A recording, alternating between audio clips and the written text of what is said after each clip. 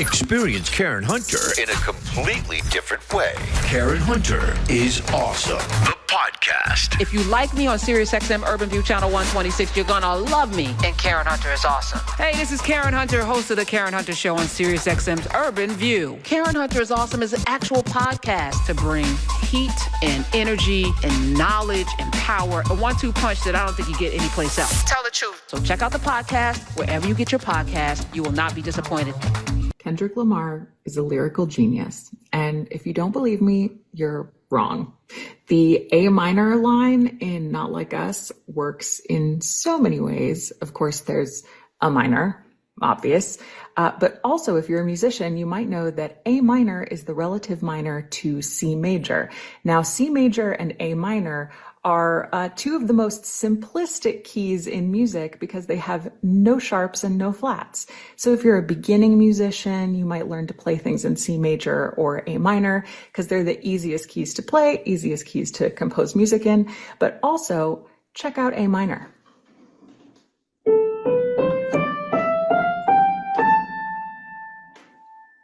All white keys. Oh, this keeps getting better. Smiz and I were talking off mic as well. Like, if we just had let the first one go and not come back, just don't respond, we never would have gotten to the point where They Not Like Us, because that was the fourth diss song. No lawsuit, none of that. The lawsuit also hurt. We're back. We're here. Garrison Hayes is here as well. You're in this group. I imagine you were a Drake fan. Probably before this. What? No, I'm just playing. I'm playing with you. Somebody had to like him. He sold millions of copies. Y'all like the Martin Luther King people. Everybody marched with him. That's a damn lie. Somebody like Drake. Stop playing. No, I'm not gonna hold you. I mean, I've of course listened to Drake. Of course, he makes good music objectively. I think it's silly to say otherwise. But a fan, I don't know about that. Okay. You making a all right. Some of y'all, a lot of y'all are full of crap. I'm just gonna say, yeah. I have complete. I don't listen to none of it. So for me, I was telling Smiz when I heard the beat on that, because I was not invested in this whole thing, because I don't care about either one of them. Right. But then when I heard dun, dun, dun, dun, and then the beat dropped, I said, "Oh my God!" I said, "That's a hit." Yeah. That's a hit. I don't know what he's saying. I don't understand. But then you start digging in and you're like, oh, this man put time in. Like, he was prepared. To your point, strategy is everything. Oh, just in case, I'm not going to have one. I'm not going to have 2 tracks. I'm going to have 4 tracks ready just in case this motherfucker thinks he wants to knuck if he bucks. I got him. It all could have been avoided if Drake just like took the admonishment. He said, keep the family out of it. This could just be a friendly fade. You should keep it that way, right? And Drake insisted, saying drop.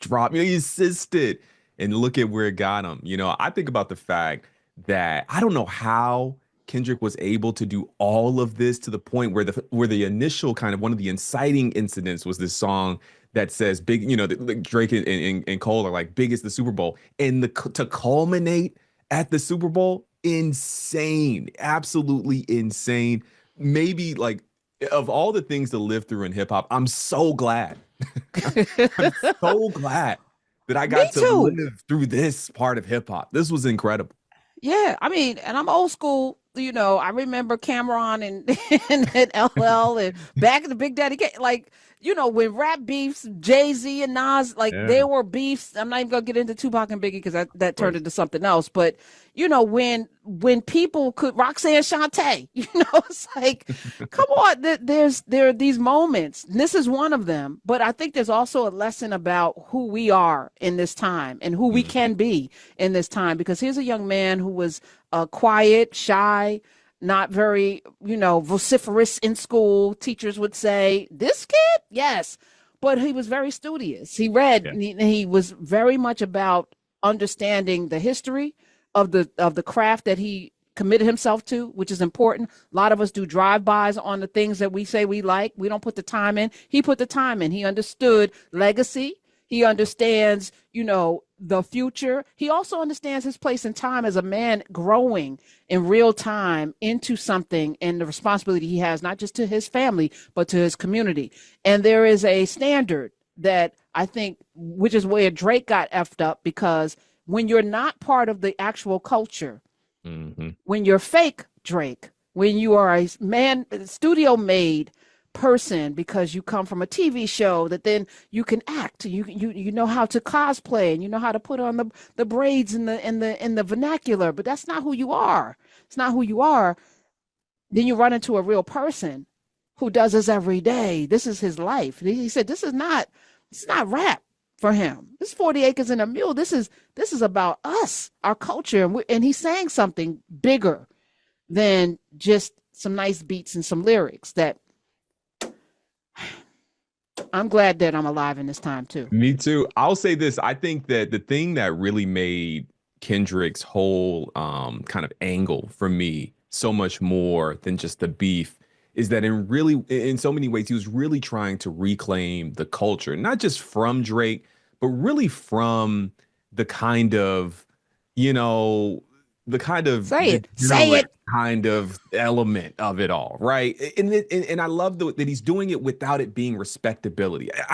He's doing something so nuanced where it's like, on the one hand, we don't bang with pedophiles or sexual assaulters. Like, that seems obvious, but it needs to be said. Like, it needs to be said. We don't idolize the people who participate in this, who have to your point earlier, they have to buy sex, right? Like, we don't actually like idolize those type of people, guys. Like, let's make sure. And we're not saying that Drake is those people. We're not saying that.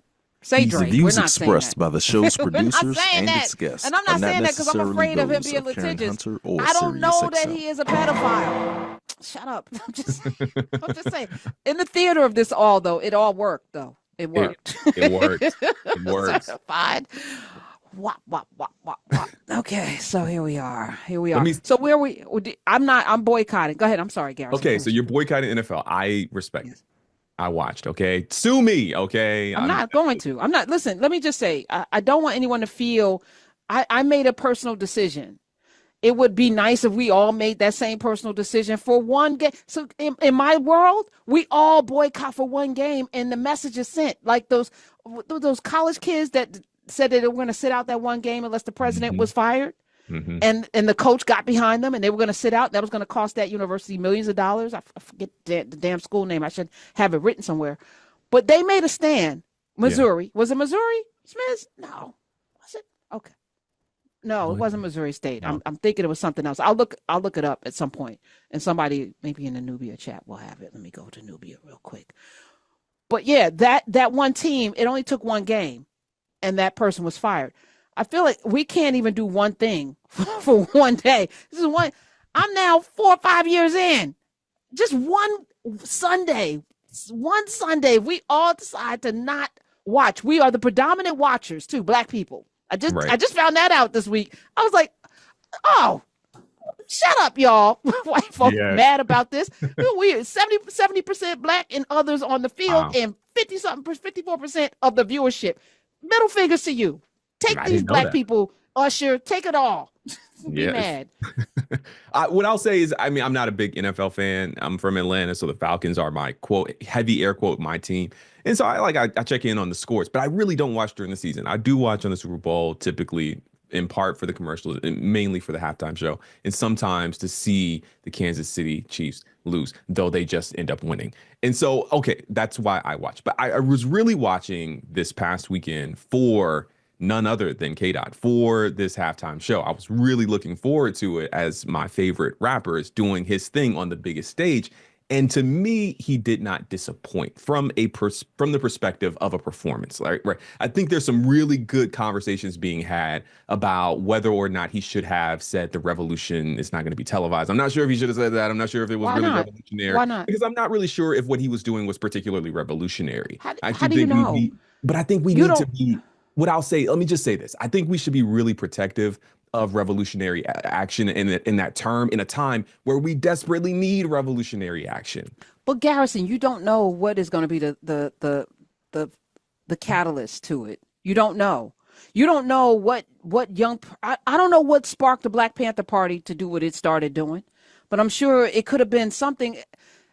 like a music or a song that inspired. I know Bob Marley inspired a lot of people, and I know a lot of folk were inspired by F the Police and, Fight the Power, Chuck D and them. Like, you don't know what that revolutionary moment is how it's going to foment in real time.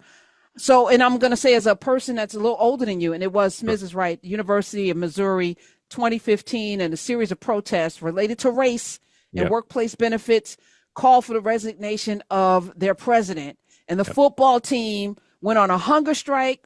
After kids went on a hunger strike, students did. The football team said, we're going to boycott one game. And the school was like, wait a minute, carry the one. Oh, no. Sorry, Mr. President, you have to go. You can't lose this money. This is all I'm saying. In my mind, Garrison, if everyone did this for one game, then we can all go back to enjoying the football. But we're not willing to do it, and I'm obstinate like that. So I decided I'm going to boycott. I'm going to keep boycotting, but I'm not going to judge you. But I do think you're wrong about that moment, because I think what Kendrick did in many ways, which I think is revolutionary, is set the bar for what, first of all, lyrical mastery should be. And he's got some levels that he can go still, but also what you said, what we will and will not accept. Snoop, you're not coming out no more. You stood in front of white people and said the N-word and let them say the N-word. And then you want to be, no, you have lost. And if we go back, then that's on us, right? But I think the standard has been set, the bar has been set, and now perhaps we can say musically they're gatekeepers. And here there also going to be some standards. If you can't say these words of another group, then we shouldn't be saying these words about us.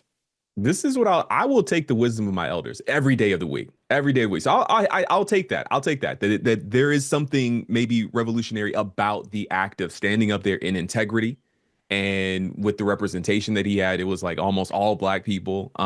And so I will definitely take that and say, I didn't come here to criticize K-Dot. I loved it. I thought it was amazing. I thought it was incredible. No, I think you're right, though. I think we do sometimes with hyperbole say this is the greatest, this is the best, he's a genius, and we do that. But I do think we're in a particular time where that was cathartic for at least for me to too. Watch, and any catharsis in this moment. But there was a standing up for everything. Even Samuel Jackson, there was a finger poked in the eye of the flag, the Uncle Sam, the Uncle Tom, all of the subtleties, but also the very bold proclamations that were made during that. It's too ghetto. Okay, I'm gonna show you. Yeah, show you with these bell bottoms. And when Sam Jackson said, deduct one life. This was like after he'd done this Man at the Garden set, where it was behind him was this kind of these black men. And none of them looked like the thing that I know the white power structure wants to be on TV. And yet they were bringing these beautiful melodies. And Kendrick was saying, we deserve it all. It was this powerful and subversive image of black people in all of their black men specifically. Let me be very, very, very clear. Black men with gold fronts and dreadlocks. And it was beautiful. It was something really, really beautiful and subversive about it that I thought was my favorite moment. I mean, it is rivaled by, Serena Williams, Crip walking, to Not Like Us. But I love the imagery of them under the light post with these black men together saying, we deserve it all. Like, man, that's beautiful to me. It's beautiful to me. And so there's so many moments in there that I was just like loving. I was in my house screaming the whole time. And so, I really enjoyed it. I didn't even get into the game board, the PlayStation thing that I'm like unpacking now, which you think is 12 minutes and change, 13 minutes that man had. Yeah. he packed so much in, just that showmanship of all of that. Again, I mean, we could talk about Prince and Michael, and we could talk about even I love Shakira and J-Lo. I'm weird. Like we could talk about all of the, Katy Perry and the Shark. I don't know, Beyonce and Formation and all of the amazing halftime shows. But this was not a halftime show. This was a statement. This was a declaration of independence. I saw someone call it I think it may have been Ebro. He was saying it was like the Anti-Minstrel. It was like an anti-minstrel show. And I love that Dot didn't just choose his biggest hits. He didn't just do the songs that people would have loved and would have made people feel good. He went into his catalog a bit. He did some songs that like the fans might not know every lyric to, because he was doing a show for himself that was a message to his community. And that is just a fundamentally different orientation. When you know your audience and you make something for that audience, it's just different than trying to make something, to your point earlier about that double consciousness. He wasn't making it necessarily for the white gaze, and yet he had that represented in Sam Jackson's Uncle Sam character, so that you hear the voice and he's still doing the opposite of what that voice is calling him to do. I really love. I could go on. I really enjoyed it, and I'm very proud of him. Proud to see it happen on that biggest stage in entertainment. I also think it's a message for the next whoever comes. Like if there's a 10-year-old sitting home right now and they desire to become a lyricist or a rapper, this is the standard. This is the standard, and it's not about fame, because this man flies under the radar 99% of his life. He's not interested in being, at the football games, the basketball games, in the front seat, in the front row, and having all the celebrity girlfriends. And he's not that person. He was minding his business until he was bothered. That should be I like that. I like that. And speaking of Serena, somebody in Nubia asked me, they said, aren't you Stephen A's friend? And, I'm going to say, because I said what I said, if a person puts themselves in a position, first of all, we're going to have to define friendship, number one. I'm very, very clear about what that is. And whether I like someone, I have a fondness for them, whether, we have history or what have you, wrong is wrong. And if we aren't going to call out people, even the people that we like, then I don't know what we're doing here. So, and if a person's saying things for folly, like I would divorce Serena, and I'm sure he's saying it for attention, then we're not going to say anything. No, we're going to say something. They want to be seen, right? Introducing a new podcast. Karen Hunter is awesome. If you like me on SiriusXM Urban View Channel 126, you're going to love me. And Karen Hunter is awesome. Hey, this is Karen Hunter, host of The Karen Hunter Show on SiriusXM's Urban View. Karen Hunter is Awesome is an actual podcast to bring heat and energy and knowledge and power. A 1-2 punch that I don't think you get anyplace else. Tell the truth. So check out the podcast wherever you get your podcast. You will not be disappointed. Karen Hunter is Awesome, a new podcast from Karen Hunter.